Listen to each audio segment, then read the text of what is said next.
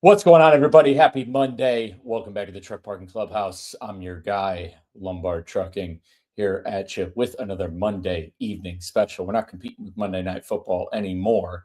Hope you guys had a fantastic weekend. Before we get rolling, as always, about an hour ago, Taillights issue 58 dropped in your inbox. Going over FMCSA will be at the Mid-America Truck Show for some Q&A. Are they going to go over the new testing requirements they want nationwide of having English only CDL tests? Come to find out, dig into the newsletter and find a little bit more. Also, got a lot more truck parking coming in Ohio on the I-71 corridor. You can read some details into that, as well as some partner codes, discounts. We've got a great survey in there. We'd love our trucker members to fill out what's going on in that survey too, especially looking at some partnerships that Truck Parking Club can work with that can help benefit you drivers out there as you're out there crushing it. But without any further delay, I want to bring on this week's guest to the clubhouse, my man Marko, coming onto the stage. What's going on, brother? How you doing, boss? Man, is it good to see you? Good to have you on the clubhouse. Finally, it's been a little bit, and glad we were finally able to get you on. Where are you tuning in from? I'm out here in Chicago currently, Chicago, Illinois. So it's Chicago, beautiful to be here. Yeah. Chicago in the north. A lot of people will call that the people will believe that that is the freight capital. Do you agree? Uh, I would agree. I would agree. To get freight coming out of here is probably the easiest thing. All right, so Chicago, this is the freight capital. The CEO of FreightWaves, Craig Fuller, he calls Chattanooga Freight Alley itself. And so I almost think Chattanooga is maybe we call Chattanooga Chicago Junior, maybe so to speak. But either Yeah. way, man, you're in the freight capital. I mean, let's dive right into it, man. Marko, what is your trucking story? How did you get into trucking, and what are you up to today? So the way I would get into trucking was kind of, I would say like it was a mishap. It was not something planned. That started because my brother ended up opening up a company with a friend of his, and was a good business partner at the time. So he thought when they started, and one thing led to another that he never even drove with a license, and they broke their partnership. There was a little bit to that. My business at the time that I had split with my business partner. My brother's like, "Hey, do you want to drive a truck?" So I'm like, "Sure, why not?" And I went and got my C-class license within 2 weeks and hopped in the truck to fix, I guess you could say, the financial burn that the business partner had left from prior, and that's how I started driving. We were in a rental, and that's how we got into the game. I would say in 2020, when freight was pretty good. Yeah, I got you. So what were you doing right before you started driving? Right before I was, we had like I would resell was like my biggest thing. So I was on eBay, and then I had a COVID cleaning company. And that left, my me and a buddy of mine that we had shut that down. And then afterwards, the whole eBay thing, and my brother's like, dude, you want to just hop in a truck? Let's do it together. So that's what happens. And as of and we led that all the way until 2021, I believe. That was like the first segment of trucking, and then we left, and due to an accident I got in. No, we recently came back in again, uh, late 2024, early 2025.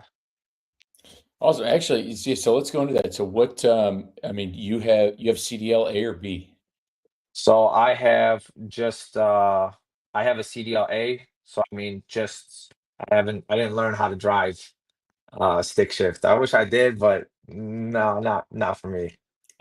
Plenty of time for that. And there's a lot of people who listen in here who'd be definitely willing to teach you how to pop some splitters. Yeah, I appreciate that. We could get into it. But yeah, so when it came to getting your CDL, what did that, especially on Instagram, there's always a lot of newer drivers who we get a lot of messages to the Instagram that always ask about. I mean, it's a lot of newer drivers who are asking about getting into the industry. What was your kind of how did you go about getting your CDL? Because you kind of went off the rip with your brother, so you didn't clearly go through a company like some other people. Where did you end up going to? Like, did you fund it yourself? How did you get yourself S- uh, get your So CDL? when we initially started in 2020 when I got into the business. I got just a normal C class, which was just a commercial license in the state of Illinois to drive underneath 26,000 pounds. And so that's how we got into that. And we just got off the rip. That's a easier license to obtain, of course. This time we were planning on going into um semi trucks this time around, opening up this business. But then when we realized how it was, the waiting game, especially with a newer MC, maybe we could do a little bit hot shotting. So I went and got my CDL from a phenomenal driving school out here in Chicago. And when it was all said and done, we refocused and we're like, You're not even really going to use your CDL. Well, we're just going to drive underneath 20,000 GVW." So, and that was when it stayed the same, but I got my CDL now. So, um, and the newer drivers, I would say, that come into the industry is phenomenal. I mean, I definitely do love this industry. It's something that a lot of people talk about, I think, in today's time a little bit differently than it was 5 years ago, and a little bit before that as well.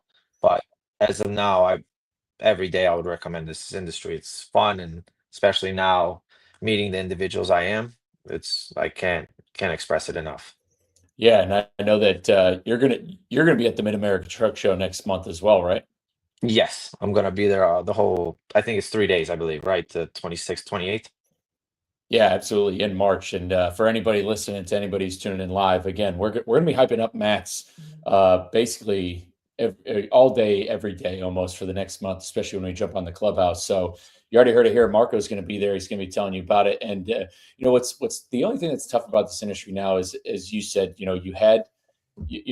made a mistake, and it kind of forces you to regroup, and then and then you kind of have to wait and get back out here and start over brand new. And that's what's happened to a lot. Like, this is happening to a lot of guys. I mean, if you're, say you're a two truck fleet, and one of your drivers gets into some sort of accident, even if they're not at fault, no matter what it looks like, when that one accident or something dings against you, it's a dark cloud over your head with insurance and everything. And so you kind of have to refold. You have to go back to the drawing table, reload, recalibrate, start it back up anew. And you guys ended up doing that. And but you guys, and you guys are just rolling with the one truck right now. Yeah, currently we're rolling with one truck. We're looking to, I think, within these next week or so, we're getting the second, and then hopefully we could grow from there. I think the industry, coming back into it, we mixed it up because when we were in it in 2020, there wasn't highway and all these things, these portals where it was automatic failures when you would sign up for a broker, when you would get into a new brokerage. It was all paper, it was all docu-signs, and it was just depending on the phone call that you had that you would get the freight. Now it's you call, oh, sorry, you're not 12 months of active authority, we cannot use you. There's no override, there's no nothing. So coming into it, that was a lot tougher to get freight, and it wasn't worth it to get a second truck immediately. So we waited, we finally got our year authority January 13th of this year. And so now we're able to see a difference in gross. Brokers are so easy to work with and going from there. So And kind of going with that, working with brokerage freight, because a lot of times, there's a lot of box truck content, on YouTube and Instagram. I mean, the freight you're kind of moving, you don't have just any old box truck, and we're gonna have to get you back on the live stream so you can show us one of these days. But you've got a box truck that's meant to go a little over the road. yeah. So we were when we started, we had seen, box truck sleepers. It was one of the things um that I think last time when I went over the road in 2020, 2021, I was uncomfortable. Even though I had the extended cab, it was just a very uncomfortable ride.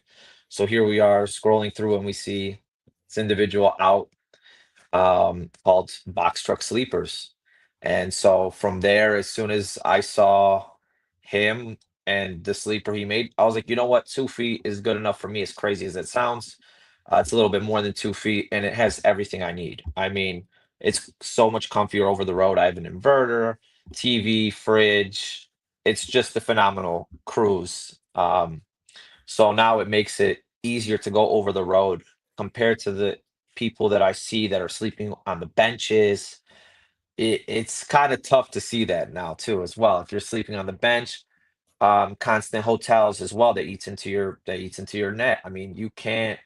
There's only so much you could do to keep your expenses low, and this was one of the biggest things that we could have done. Yeah, I feel like it's almost it's the APU argument for a guy who's like a one truck owner operator when it comes to, the APU. It looks like it's going to cost X number of thousands of dollars, but in general, when you're not idling the truck, if you multiply how much gallons of fuel you burn overnight, so you're sleeping, 6 to 8 hours, however many gallons you're burning, you multiply that over the year, you're spending this much and just idling versus the APU, you're saving money. And it's kind of the same thing if you're in the box truck. It's like, look, if you want to, because I'm assuming for the box truck, when it comes to freight, the purpose is you can only get so much if you stick it around the Chicago area. But when it comes to box truck freight, I'm assuming that there's some, it's a different kind of, you're working almost a little bit more on the LTL side where you're kind of getting some partials, and Yeah, those partials need to go, they need to go somewhere further than just, Chicago to Indiana. They might need to go from Chicago to Georgia, Florida, but it's just one pallet, and it's hard to get that on a, tractor trailer. It's hard to find LTL guys as opposed to that. So it's like going over the road. If you have the sleeper with the box truck, it's going to pay for itself versus the hotels. yeah, yep. Let's get, So, so box truck sleepers. So what was it like? Let's give them a quick shout out real quick. Where are they based out of, and what's their specialty? Only box trucks, the sleepers they do. Would they do a hot shot? yeah, they'll do a hot shot. So they've gotten into sprinters. They've done box trucks as well. They've also, if for certain semis they don't want the APU, they'll even install the diesel heaters that they have for you, which is phenomenal. I mean, they're very versatile. They just opened up, I believe, another location for repairs now that they do. So on top of the sleepers that they're doing and everything else, they now are opening up a repair shop. And uh, Nenad and Lydia, they're phenomenal, and their employees, I mean, spectacular from end to end. I mean, they'll guide you and tell you what they believe and what's needed, and they'll sit and design um, the sleeper to whatever the case may be. I mean, because it's all spec'd out to you. So that's like the toughest thing that people ask me as well. Like, oh, how much? Well, it's what I wanted. I wanted the extra storage. I wanted so all that, and I wanted it made a certain way, and it looks phenomenal.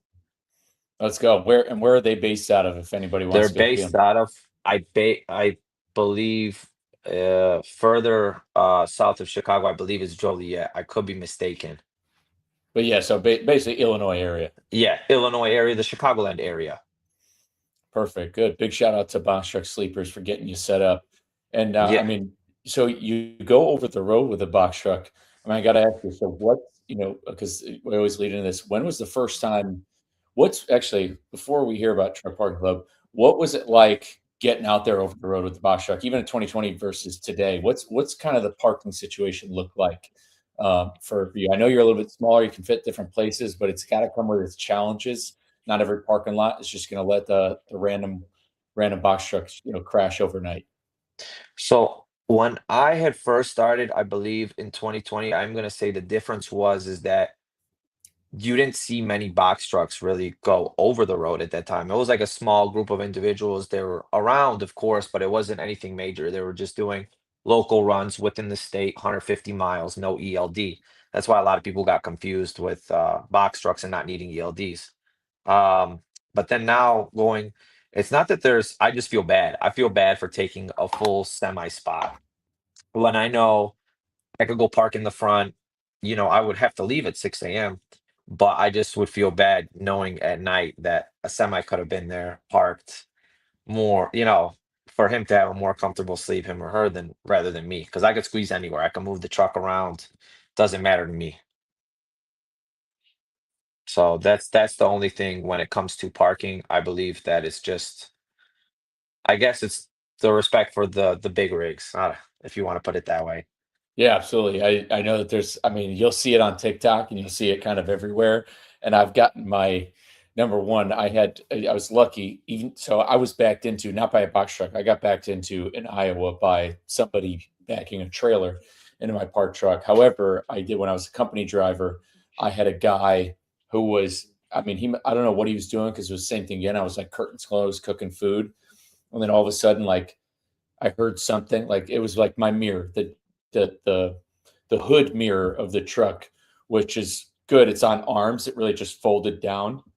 But a guy who was in a box truck, like he was like K turning in the parking lot of this pilot I was in Joplin, Missouri. Actually, I remember exactly where it was. It was the pilot in Joplin, Missouri, and this guy was like K turning, and he just was moving super quick, knocked the mirror. He came out, he couldn't really speak English, and so I noticed the mirror wasn't fixed, and I said he tried to offer me money, and I was like, take a hike, pal. So it's like, yeah, and it is like a gut check when you're creeping through the parking lot and you see an empty space and you get a little bit further and you see like tucked back in there's a freaking white box truck. It'll really rev you going. So what were some go-to spots when you first went out there when you knew that you were going far away from Chicagoland? Where did you end up? Like, would you go in the front of a Love's or Planet Fitness? Where were you normally headed? It depends. I would honestly, when it first came down to it, when I would leave, we first got our fuel cards and we were waiting to get the credit application approved. So the only spot that we could have parked was a Pilot, was where they gave you the advance, the allowance when we first got our fuel card. So that's kind of where I stuck around, was all the Pilots. Now, if you get to a Pilot after 8:30, they were always full. So I would park in the front. Um, and also, I would constantly be driving late because with the new MC, I didn't do a lease on, and you would find loads later in the day, and that's how you would get your in with certain brokers. So I would constantly drive late at night, and yeah, would end up in the front. Didn't matter on the side. One time I even pulled in late and they were kicking everybody out that was parked alongside where it said no parking here, which I've never seen any of them ever kick any trucks out. So they started kicking us out. And the guy goes, "Hey, side note, the motel over there closed down, but that side street is open. Go park over there." So luckily, he's like, "Your truck is small enough, they won't bother you." So luckily, it was a dead end. I parked up, called my brother. I said, "This is the most sketchiest street I've been on." Luckily closed the curtain, went to bed, and woke up. I was all right. I'm here today, but that's kind of the situation with that. With Pilot, when I first started, that was our only option. Just because of fueling, I had 50 gallons. By the time I was done for the day, I needed to fuel, and I'm already out hours. Yeah, I feel that. So yeah, with your box truck, even though you're not, so your box truck, you're moving less than 26,000, it's still run ELD. Yes. Yeah. So below 26,000, the only vehicles that are running without ELD are the Sprinters. Okay. So Sprinter vans probably don't need to do without it. That's good. Mm, mm. And now with your parking journey exposed, when was the first time you had heard about Truck Parking Club? Truck parking club, I had heard, well, it became on Trucker's Path. I started noticing it where I go to certain areas where there was no parking at all, you know, and then I park at a truck stop where I'm still 60, 70 miles away from I don't know, but I see truck parking club 5 miles away from my destination. I'm like, okay, cool, understood. And then next thing you know, I'd seen your content and we connected through there, and then that's when I really started seeing Truck Parking Club, and ever since then, believe end of December, somewhere around there, I've been using Truck Parking Club. Man, that's awesome. So yeah, shout out to Trucker Path, a great partnership we have with them to just like get our network out there. Trucker Path was a huge tool when I was over the road as well, and it still remains a tool for guys out there where in case they don't have the app, the app or they don't know about us yet, they're able to see it. I mean, you stayed at a couple of our properties. I'd love to hear. I mean, how have some of our locations come in handy for you? I've seen, left some done some reviews for us at some locations. I mean, tell us about your experience with us so far. Honestly, phenomenal. I've stayed in Michigan, Missouri. What I could say is quiet, and you pull in, phenomenally easy to use. You're on the app, you click it, you park up your truck, you're good to go. I mean, especially in Michigan, there's nothing in Michigan. There's no parking, especially in like the Grand Rapids area. I believe there's nothing. I stayed at this phenomenal uh, truck parking club, quiet, peaceful. There was a lot of trucks around me that were actually there parking up. They were leaving in and out, but phenomenal.